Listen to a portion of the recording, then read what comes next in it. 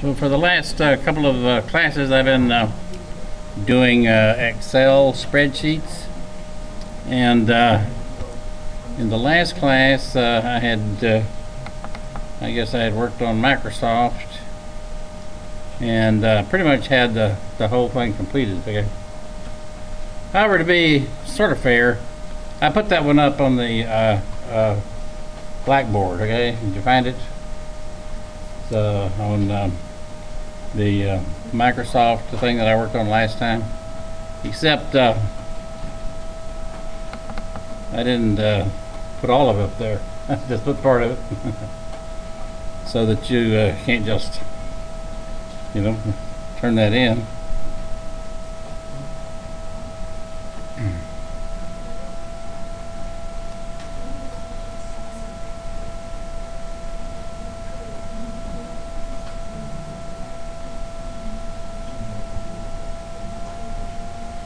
Well, that wasn't it. Sorry.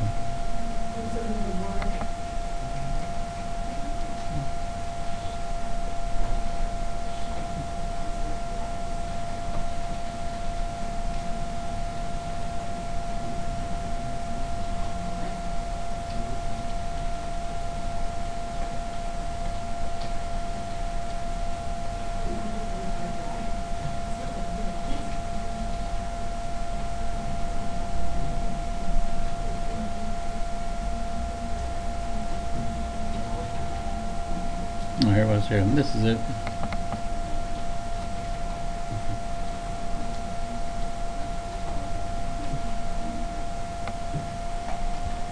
So I had gone to some web page that had information about Microsoft stock. What? Question? Is there a question?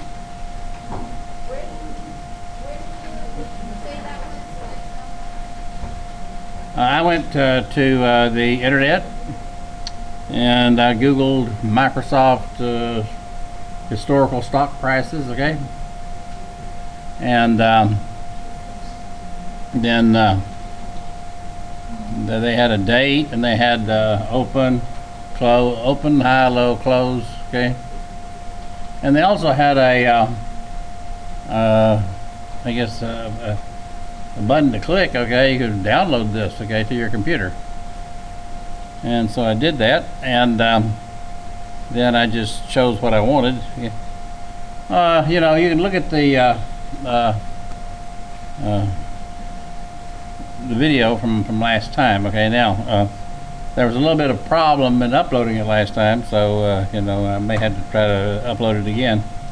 But you should actually look at that if you want to, go through that. Okay. Question? You have a question back there?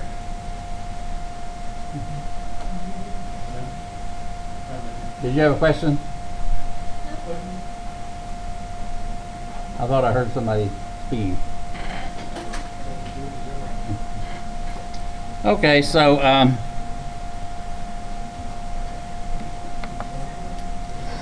then I did the difference, okay, using that vector thing, offsetting the column by 1, and the percent difference, okay. Then dividends, I actually looked up on the internet the dividends.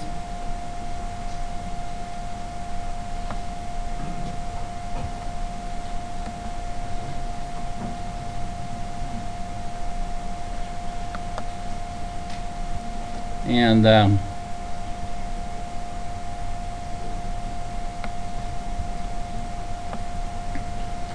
then these dividends are quarterly in Microsoft, and so they're like 20 cents. So here was a dividend here, a December dividend, and on the internet it said it paid that during this week. So I put 20 cents here. Okay. There's only, most of these are 0, and only 4 of them are 20 cents, okay, on the quarter. Okay, so the first one, well, actually it was 16 cents. Okay, it was 16 cents here.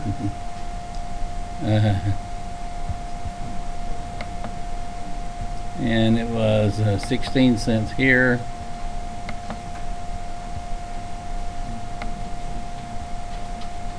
And then it was 20 cents here. And then it was 20 cents here. So those were the weeks in which there was a dividend. Most of the time there's no dividend, okay? And then I figured out how much stock I purchased. I'm assuming in this assignment that I'm buying $1,000 of Microsoft stock each week. And so if I go back a year ago, okay, for $1,000 I bought 37.66 shares of Microsoft stock. Okay, that's because it was selling. The closing price was $26.55. So if I take $1,000 and divide it by $26.55, okay, that is each share cost me $26.55. Okay, so $1,000 will buy you 37.66 shares. Okay? The next week, $1,000 will buy you 38.54 shares, then 38.94, then 40, okay, and so forth. Okay, so these are all the shares that I bought. Then in the next column, I accumulated those shares. Since I'm buying shares every week and not selling any, my ownership of Microsoft is increasing week by week. So the first week that I bought $1,000 worth of stock, it was worth $37.66. Okay. The next week, I had this many shares, okay, plus this many shares. So now I've got 76.2 shares. Okay. Then I buy 38.94 more shares, and I've got 115.14 shares, and so forth. And so after a year of doing this, I've now got 1,990.99 shares, okay, of Microsoft. Now what's the value of that? Well, I take this 1,990 and multiply it by the what it's selling for. On this particular date, the closing price was $31.25 a share. Okay, so if I sold, I mean, this is not a thing I did sell. This is the value if I were to. Okay, so that of 1,990.99 shares, each one of them is worth $31.25. So the total value of my ownership is $62,218. Okay. So since I've invested $1,000 each week for 52 weeks, I've got $52,000 invested. Okay? So I'm out of pocket out $52,000. Okay, buying all that stock. Okay, but now the stock is worth $62,280, and these are real numbers. Okay, if you'd done that, this last year, you'd have made $10,000. Okay? You had $50,000, $52,000 a year ago.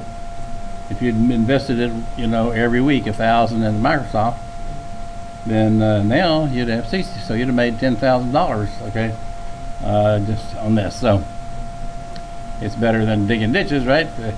And so it's about a 20% return on that investment. Okay, I mean, if you have $50,000, 1 year, and a year later you've got $60,000. Okay. You've gone up by 20%. That's a 20% return. That's a really, really good. You're doing better than the best stock guys out there. Okay? And so this would be a very good return. Now, in addition to that, I got these dividends, and so here, this dividend down here, the 16-cent dividend. Well, at the time that they issued the 16-cent dividend, I only owned 155 shares of stock, right? And so 16 cents times this 155.46, that's only $24. Okay, I got $24. Okay, but 1 quarter later, when they issued this dividend, okay, I now own 674 shares of stock. So that's 16 cents times the 674, is 107, you know. And the next time I owned 1,075 shares, so the check they write me is $235. And then finally $343. So I got these 4 checks and they all add up to $711. So in addition to making the $10,000 on the stock market, I've also got checks for $711. Okay, so that adds to the profit that I made this year. Okay, okay, so this is what I want you to do. Okay, in assignment 2. And if you have Microsoft, you know, it's good you just watch these videos. Okay, it'll be very helpful. Okay. Now, if you have something else besides Microsoft, you don't get as much help. Okay. I did this also for Amazon. Now, that is, I didn't do the whole thing for Amazon, but I did, you know, some of it for Amazon, and I was going to put that up, but I didn't have it on my computer upstairs, so you know, and maybe I'll put the Amazon one up also. Okay, today, if I have a chance. But let's. I mean, are we happy with that, or you want me to do another example? I mean, I want to talk about the internet, and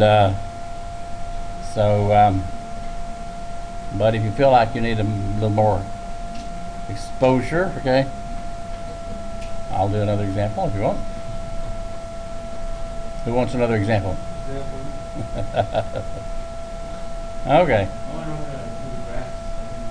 Oh, the graphs. Oh, yeah. Okay. Yeah. Graphs. Okay, good. Let's do some graphs here. So I just got started on that last time, right? So now the assignment about the graphs is very vague, okay? It says make some graphs, okay, that you think will show what's happening. It doesn't say exactly what you're supposed to graph. It doesn't say how many different things you need to graph, you know. But you know, come up with some good graphics exposition, you know, of what's going on. So probably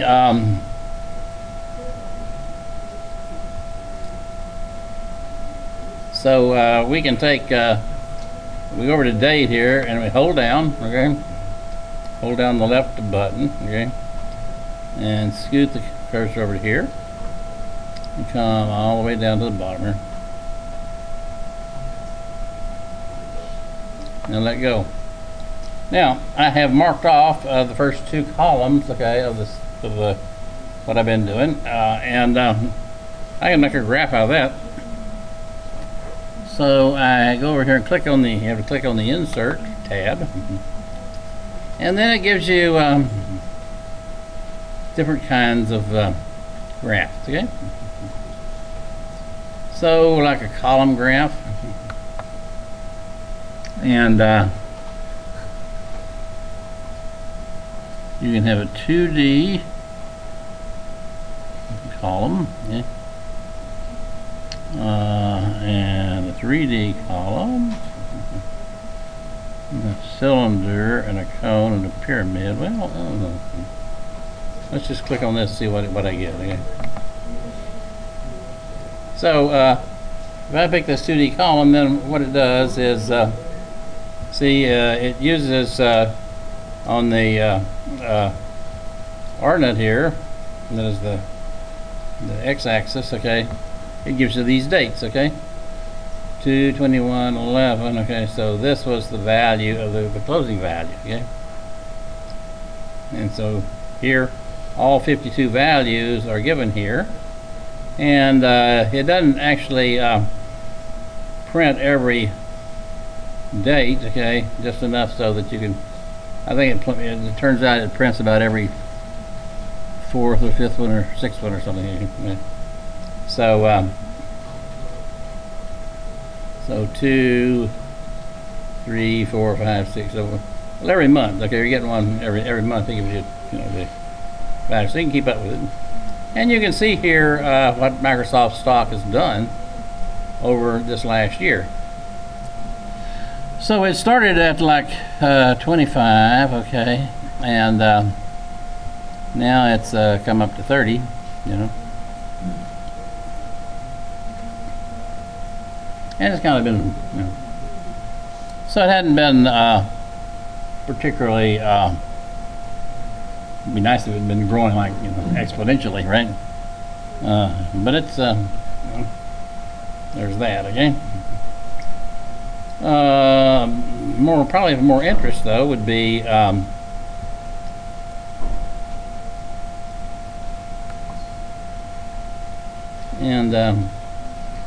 I'm going to cut this, okay, out. Then I'm going to go down here. It says sheet 1, so this is just click on sheet 1, okay. See, I put it, I pasted it on there, okay. So here's that graph there, okay. So now my spreadsheet has 2 sheets, okay. The first sheet is called US MSFT, okay. And then the second sheet, and I can rename this sheet, okay.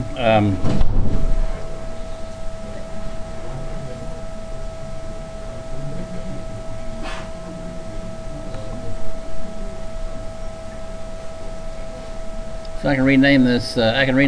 Instead of sheet 1, I can call it the close graph. Close graph. So to do that, you go to the tab, okay, and then you right click, and here is a rename, okay.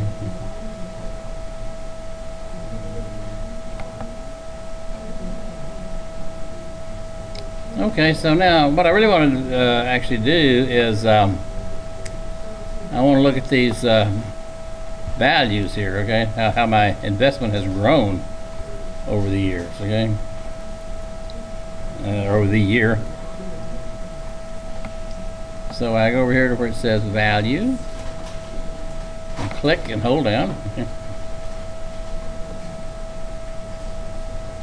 And then I just scroll down to the bottom here, and I can insert, okay, a graph, and let's say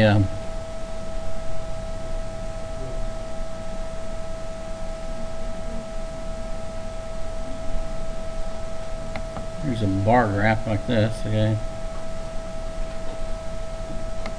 Here's an area graph. Here's a line graph. I really like the line graphs of this, frankly. Click on that, okay. So actually now the problem with this is it looks like it's falling, okay. The problem with this is you know, this one up here is the latest date, okay. So down here, this is actually going backwards, okay? I mean, I'd really like it to go the other way around, right?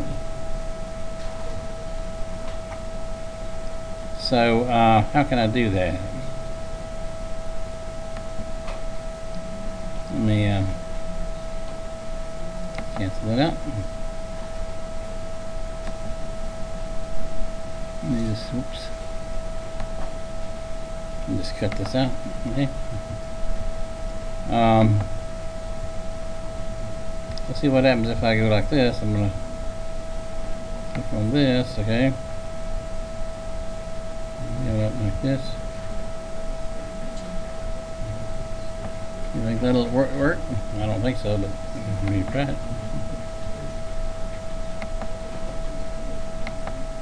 No, we got the same thing, see. How can I get that line to go the other way? Well, one thing you can do is this. You can sort this data. So I'm just going to sort the whole table.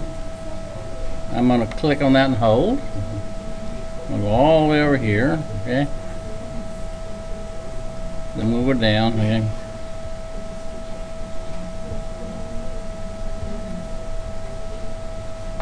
That's the whole table, okay? And now I'm going to go up here to where it says data. Click on this data tab. And here is a sort.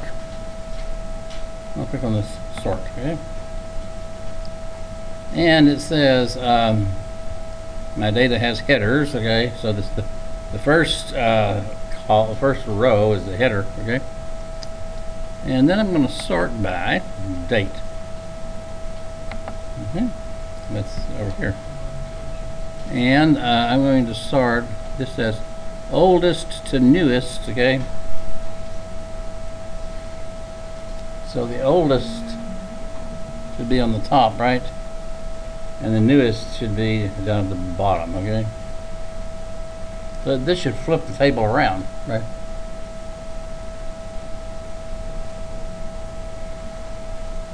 Click on that. You cannot change part of an array. What did I do?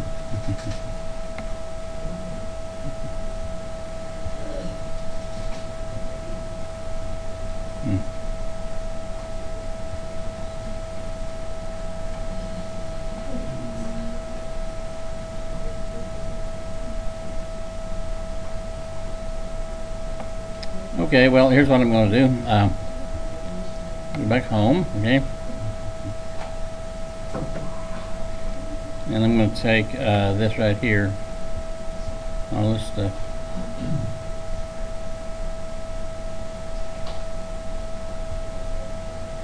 Okay? I'm going to copy it, okay?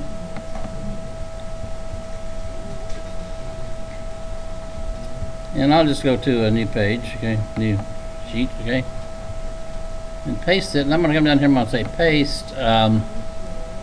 Now when you, what you're pasting, when you paste in Excel, you're not just pasting those numbers in, but you're pasting in all of the formulas that you use to get those numbers, okay?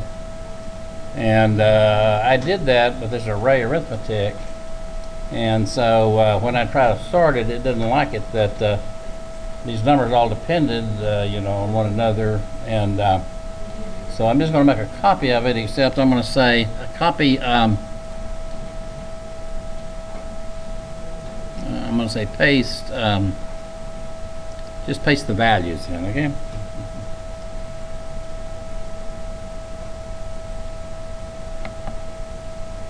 Okay, so there. And this time it doesn't have the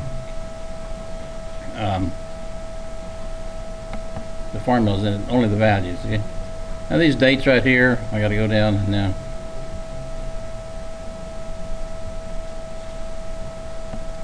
I got to make that a date. See, you only copied the value, so it doesn't know what this stuff is. Okay, it's a short date, okay?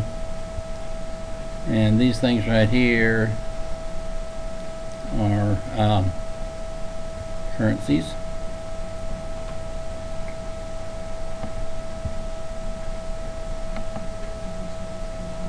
And this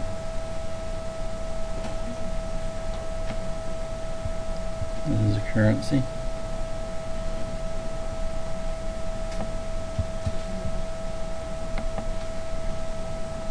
And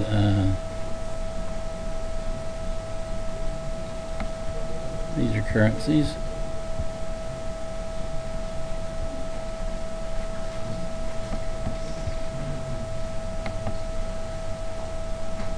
And then this here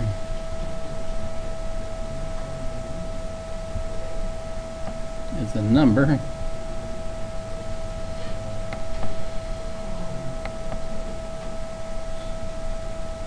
Two digits, okay. This percent here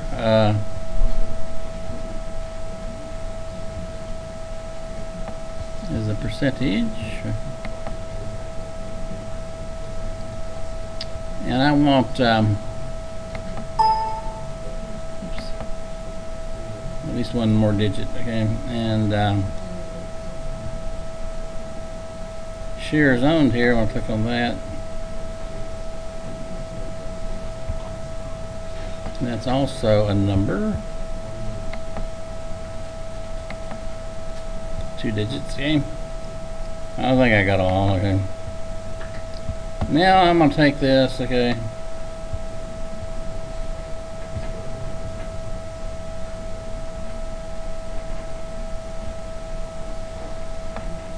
And now I'm gonna sort it, okay.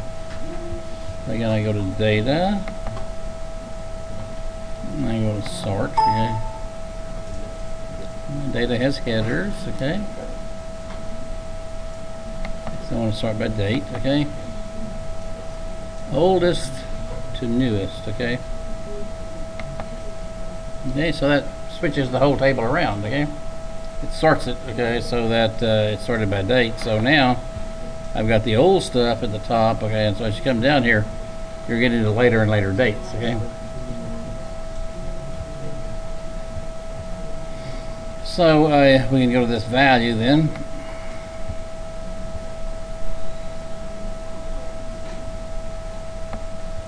And click on insert a line graph.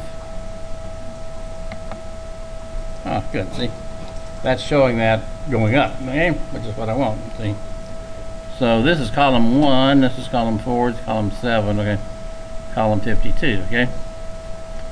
But I don't want this to say 1, 4, 7, 10, and 13. I want it to actually have these dates down here on that, you know, x-axis, okay. So I put it on the x-axis and I right click, okay, and then it says select data. Okay. Left click on select data, and it says sheet 1 H2 to H53 chart data range, okay.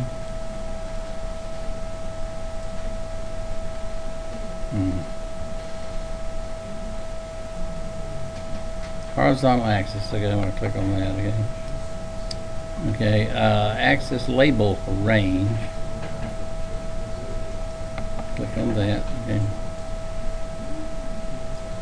Axis labels,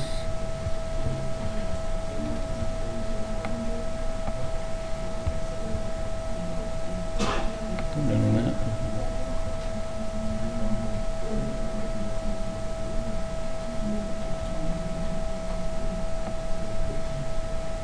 Okay.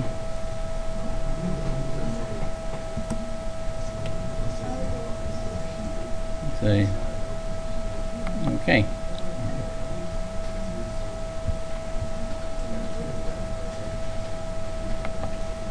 So now there's the dates again, and and here are the stock values. Okay, so this shows you know, a growth in my investment, you know, with time, and so this investment is doing very well. Okay. Now, what else should I graph besides that? Well, I've got to tell the grader the following thing. I got to tell the grader, I didn't tell them what to graph. What it says in the assignment is make some graphs that give people a picture of what's happening. And so this is what the student thinks are a set of graphs that look good, okay? So that was his opinion, okay? And I'll have to tell the grader, unless you have some really good reasons for not believing that's a, you know, you give them credit for it, okay?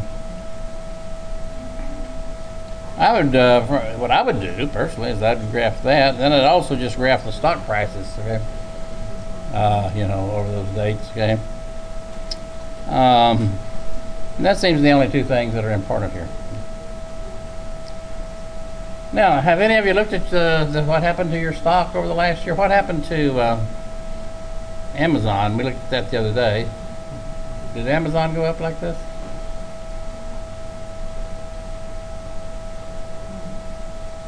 How about Oracle? Who's done Oracle? Anybody done? Anybody found out the weekly values of your stock yet? Well, now let me tell you something. If you're putting all this off, you know, to the very last minute, you know, you can have a, you know, disaster. You can have a catastrophe. Okay? Because you'll be struggling at the last minute to get something in, you know, and time will just go by. Yeah.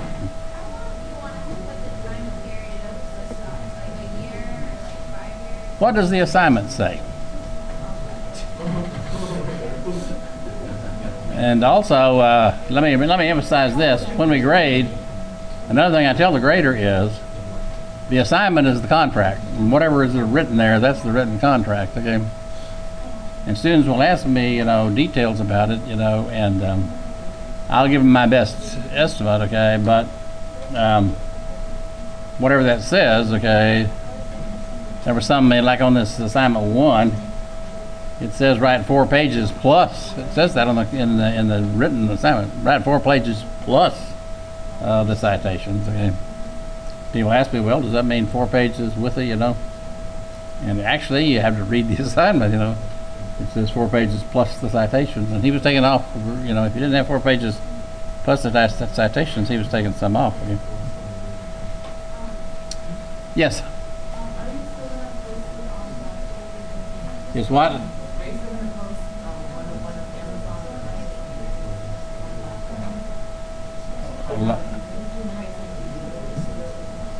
Well, I'm not going to post that on Blackboard, but I am going to, you know, I'm recording all these lectures, and they're on VNet, and that's really better than just posting this on Blackboard, okay? Because you can listen to the lecture as many times as you want until you understand what's going on, you know? And that's really the best way to do it, is to listen to the recorded lectures. And so you understand what I did, you go back and you listen to the lecture, and you try to, you know, duplicate what I'm doing. Because when you're playing that video, you can stop it at any point, you know, and go back and do it again, right? Go back and do it again, go back and do it again, okay? Until you find out, you know. Also, as I've mentioned before, the textbook has these videos on Excel, and you know, and you can, so if you're really not, you know, you need really a more elementary you know, video on Excel, those are in the textbook.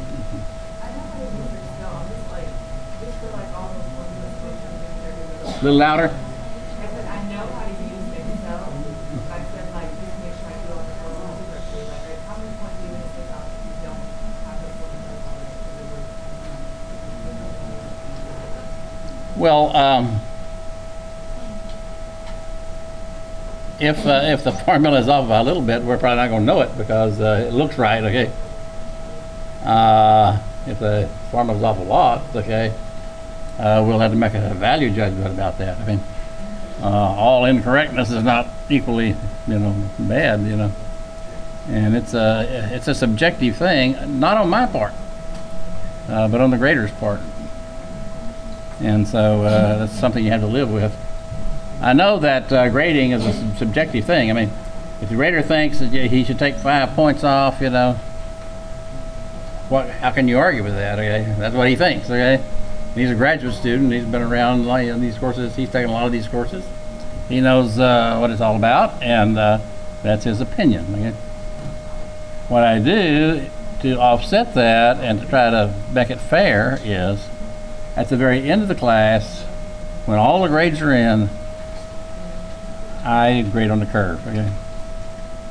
So the highest student in the class is going to get an A, however badly he did. Okay, see, everybody in the class, you know, is an idiot, and you know, nobody gets more than 200 points out of 1,000. When they got 200 points, still gets an A. See? And that's called grading on the curve. Okay. Now, of course, it's not usually that extreme. Okay, but it can be that nobody got 1,000 points. The highest person, you know, all he got was 900 points. Okay. And so we kind of scale things down for that. And that sort of takes care, you know, I mean, we know actually in a class like this, you know, there are smart people in this class, you know, they wouldn't be here. So there's going to be, the smartest people in the class ought to get an A, you know, and the other ones that have the best grades will get A's, you know, and then from that, down from that you get B's and so forth.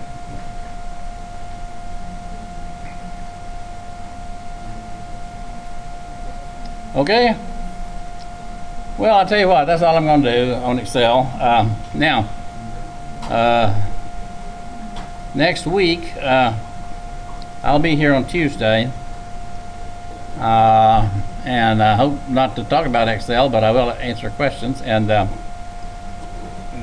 want to talk about the internet. And next Thursday, a week from today, I'm going to have to be out of town at a meeting. And so I asked the grader if he can just, maybe work some Excel things. He's got a class at the same time as this class. So next week, on Thursday, there's not going to be any class. And so you can use that whole class period to work on assignment 2, because assignment 2 will be due a week from Saturday, right?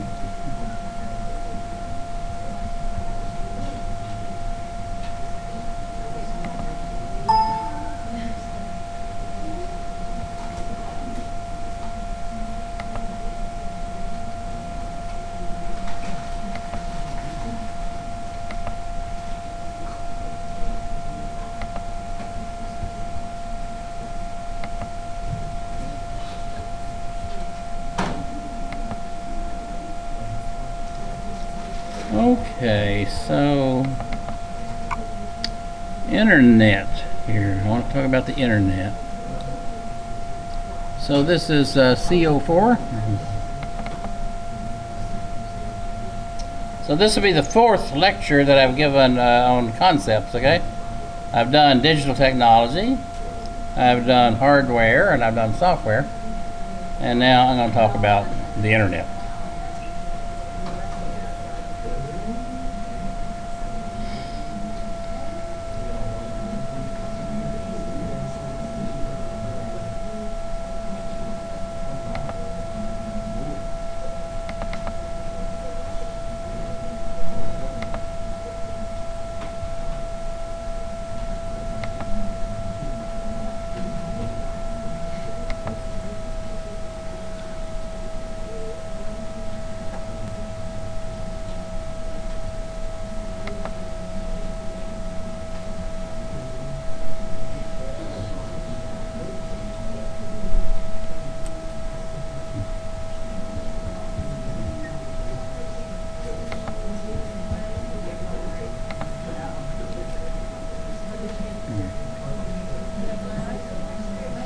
The internet is the world's largest public computer network.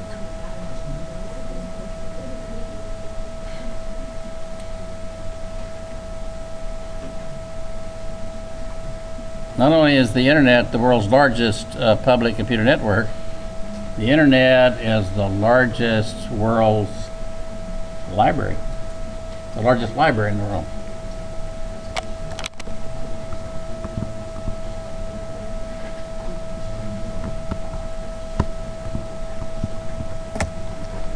It's also the largest bookstore in the world.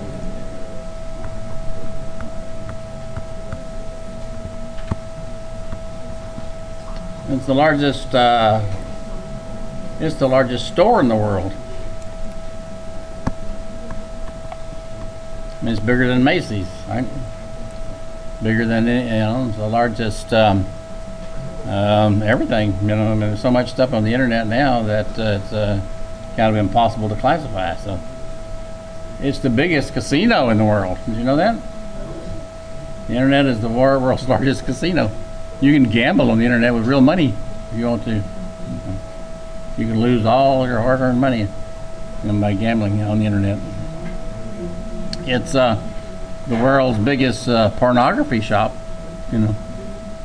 There's a lot of pornography on the internet of different types, and it's some of it's illegal, some of it's not, but it's a difficult thing to regulate, the internet.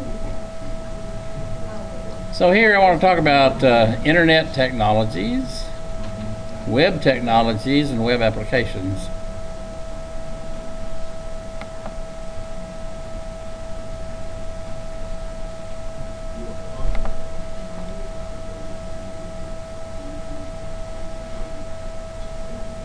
Internet technology. So many different internet technologies work together to provide information and services over the internet, including a variety of protocols.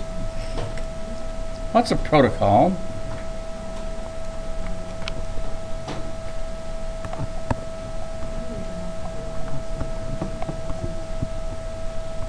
What's a protocol? I mean, protocol is kind of a set of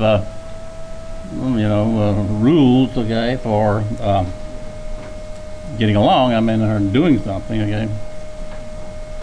So if you're going to go meet the Queen, there'll be people there to instruct you on the protocol. They'll tell you, when you're going to meet the Queen, there's some things you don't do, and there's some things that you must do. Okay? First thing, you meet the Queen, you must bow, or curtsy. You should refer to her as ma'am. You don't touch the Queen under any circumstances. They go through all this. This is protocol. Okay? So when computers talk to one another or have some transaction together, they have these protocols. Now, the protocols that these computers have depend on what kind of business you're transacting. Okay? So suppose one computer is talking to another computer, and the object of this connection is to see web pages. Okay? So let's say we have a client here, a client computer, okay, and then we have a server, okay? And the client has hooked up to the server. It's like walking into a person's place of business, and it said, I would like to see your web pages. And so the server then serves up one or more web pages. Okay, it probably serves up the home page first. Okay, in doing these transactions, okay, information is sent back and forth between this client and server, okay, using some protocol. And if it's web pages that we're talking about, the protocol is called HTTP. Okay.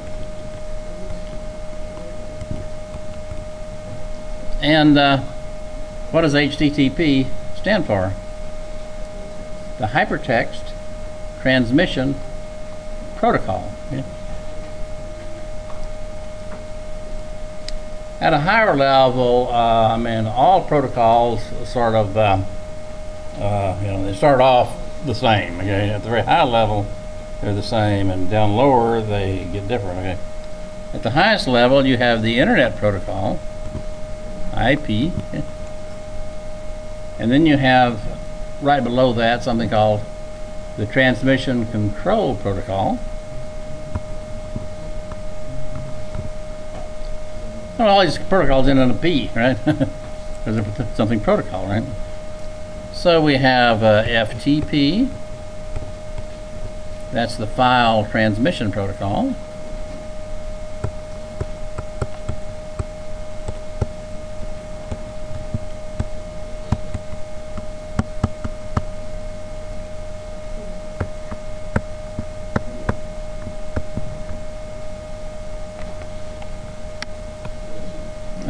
We have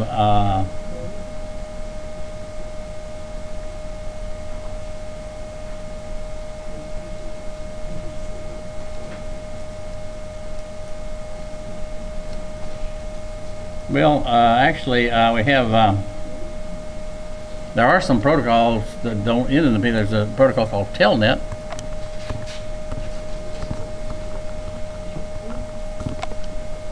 And there's a secure version of Telnet is a protocol for one computer, from a person on one computer to log on to another computer. So if the client wants to log on to the server, the client sends a message to the server saying, I'd like to log on onto you, okay? I want to run a program, okay, on your computer. Okay? And then the server will say, okay, you know, what's your password, what's your ID, what's your password, okay. And all of these transactions back and forth are in the telnet protocol.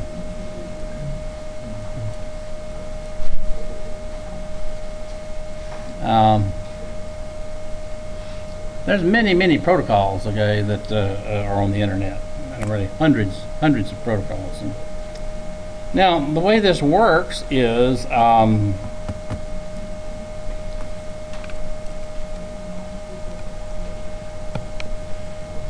here's a client computer.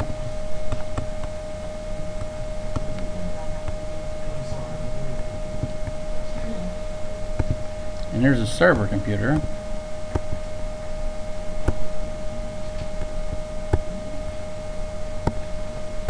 The server computer has ports. And these ports all have numbers, okay? And each number represents a different protocol. So, for instance, this telnet protocol, its number happens to be 22, okay? There's a secure version of it, okay, 23, okay? And so all of these various protocols have numbers, okay? So if this client computer then wants to set up a connection with the server, it basically says which port it wants to use, okay? The client computer also has to have ports. And these are the connections, okay, that it's making. The server ports are sort of real ports, okay, and have these numbers here. The client ports are called ephemeral ports, and are just assigned, you know, as the client hooks up, you know. So this port over here on the client, you know, might be 2,568 or something. Okay? It'll be different every time, okay. But basically, we then have a port over here and a port over here, and these two ports are connected, okay? Once that connection is made, then on this computer, everything is basically sent to a part of memory of that computer that where data for that port is. Same thing over here.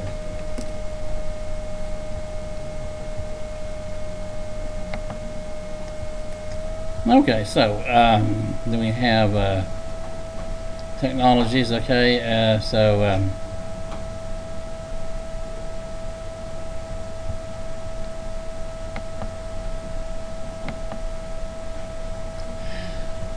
the internet backbone refers to the main internet pathways and connections made up of the many national and international communication networks that are owned by major telecom companies such as Verizon, AT&T, and Sprint. This is probably understandable better by knowing a little bit about the history of the internet. The internet actually started back in the 1960s.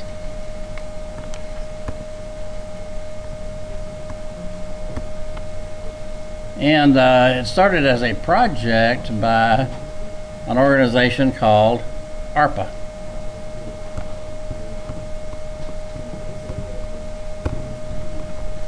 ARPA stands for the Advanced Research Projects Administration.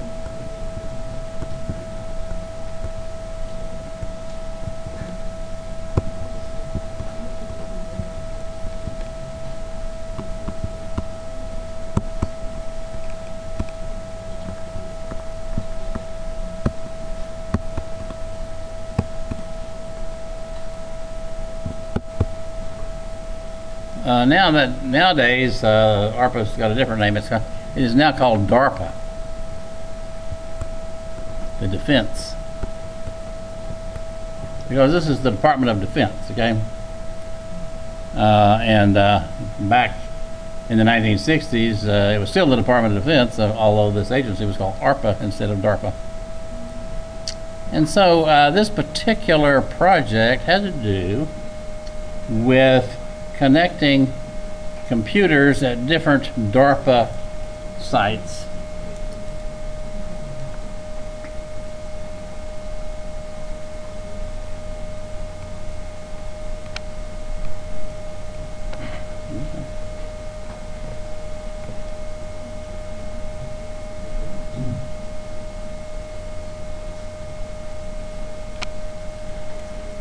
So DARPA had a number of sites around the U.S., okay?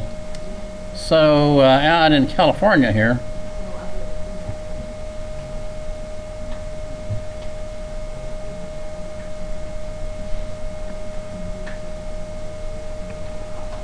it's supposed to be North America, and the U.S. is down here somewhere. So out here in California, there's Lawrence Livermore Lab, okay? Lawrence Livermore National Laboratory. In the Los Alamos, there's Los Alamos National Laboratory. Up in Chicago, there's Argonne National Laboratory. Over in Tennessee, there is Oak Ridge National Laboratory. Up in New York, Long Island, there's Brookhaven National Laboratory. See these national laboratories all over, okay? And so at each one of these places, the Defense Department had computers, and so they thought it'd be a good idea to hook these computers together in a big network, because there are people at all these labs that are doing research. That is, in DARPA, they're doing research, and they, know one another, and they cooperate with one another. So it'd be good, if data from one computer could be sent to another. They actually wanted three things, okay? They wanted email, because back in the 1960s, nobody had email. They wanted file transfer.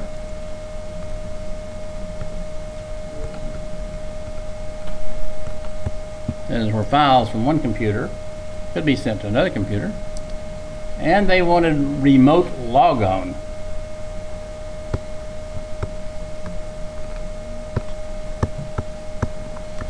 These were the three things that they wanted in DARPA, okay? Email, file transfer, and remote logon. And so they wanted some connections, okay?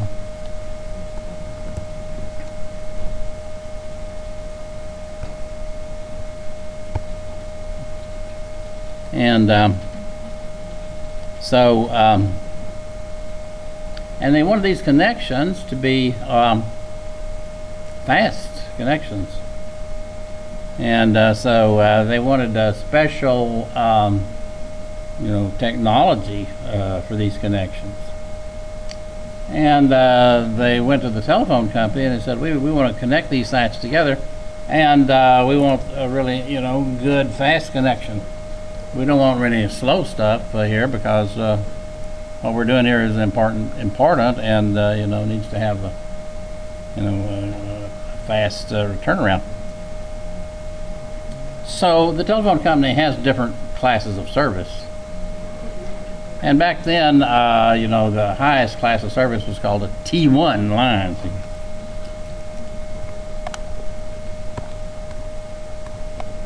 Below the T1, you had other, things.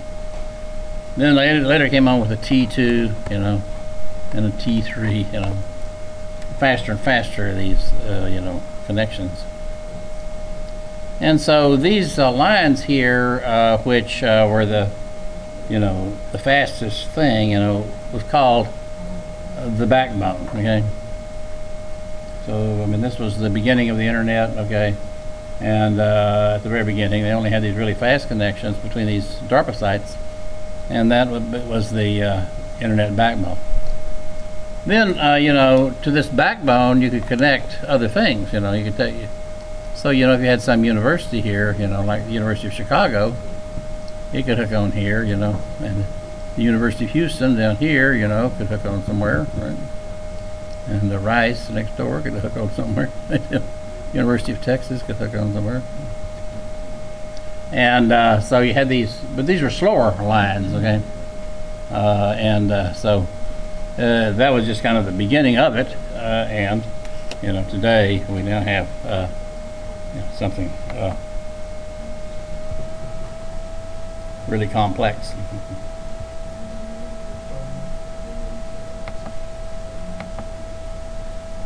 TCP, the protocols on which the internet are based are the Transmission Control Protocol and the Internet Protocol, together referred to as TCP/IP. Internet applications divide up information, such as email messages, into small packets to make efficient use of the network. Upon arriving at their destinations, the packets are reconstructed into the original message. This is called a packet switching network, and was invented by a professor. Guess where?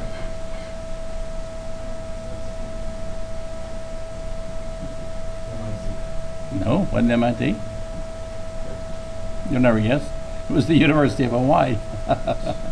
You'd think I'd be laid back there, you know. So the way it works is this, okay? Let's suppose you send an email to somebody. So you over here come up with a document, you know. You write this long email, okay, telling everything that happened last week or something, okay? And you're at this computer here, and you want to send that, you know, to somebody, you know, on the internet somewhere. Well, what happens is this. What TCP and IP do is they take your email and they slice it up, you know, just like taking a pair of scissors and slice it up, okay, into equal little slices, okay? And then to each one of these little slices, they add extra information having to do with, well, where this thing came from and what slice it is and stuff like that. So then there are all of these other computers on the internet.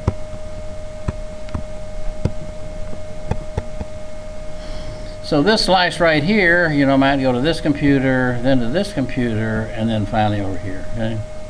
This little slice over here might go to this computer, and this computer, and this computer, and then up here.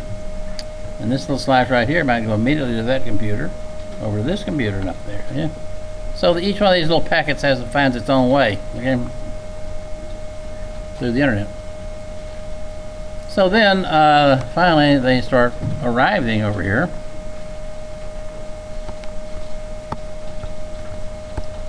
And the second package might arrive first.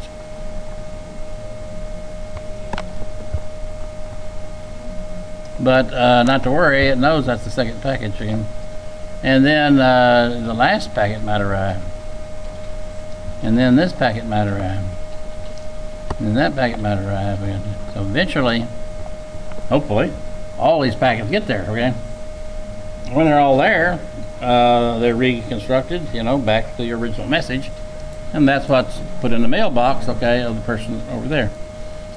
Now, why do they do that? Why don't they just send the whole thing? He said a security reason. Well, that would be nice, but that's really not the reason. The reason is that this cutting it up in these little packets makes better use of the network.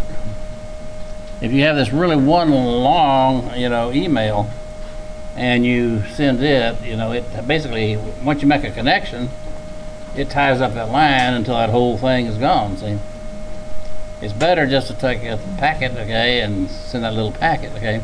That ties up the line for a shorter amount of time. That particular configuration, okay. But then you can go ahead and simultaneously start working on the next one, okay. And so you can have all these packets. So you envision your email starting out here, and all these little packets are just, you know, flying around the internet, okay, sort of in parallel and assembling back over here. And it's a fair, more uniform use of the network.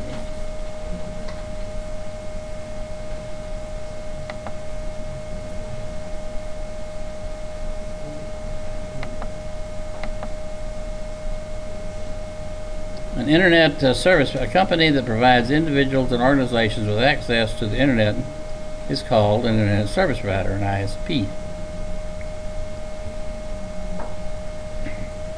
So here, this shows one way of connecting to the internet. You can connect to the internet with wires, or you can connect to the internet wirelessly. Okay? Connecting with wires is really the best way, the fastest way, you know. And this connection here is called an Ethernet connection.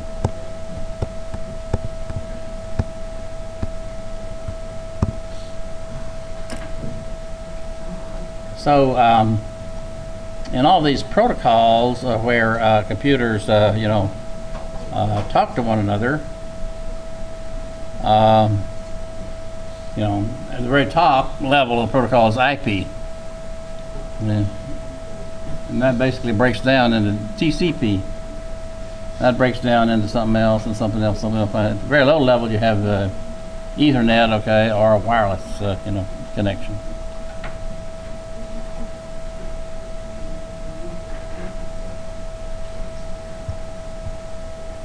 Your connection can be a dial-up connection, you know, or it can just be a hardwired connection. So client-server is a network architecture in which one computer or program, the client, makes a server request from another computer program, the server, to provide the service.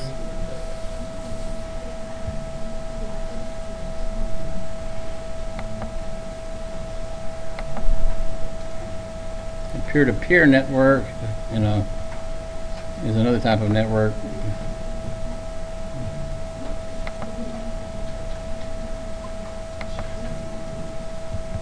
A router. Now, there are different boxes on networks, okay? And this is where I'm going to stop today. But we have, you know, routers, okay? And we have gateways, and we have repeaters, and we have hubs, okay? And all of that. And so I want to talk about all these different kind of boxes that are on a network. But it's best just to wait till next time, because it's a good starting place right there. Does anybody have any questions? Okay, thank you very much.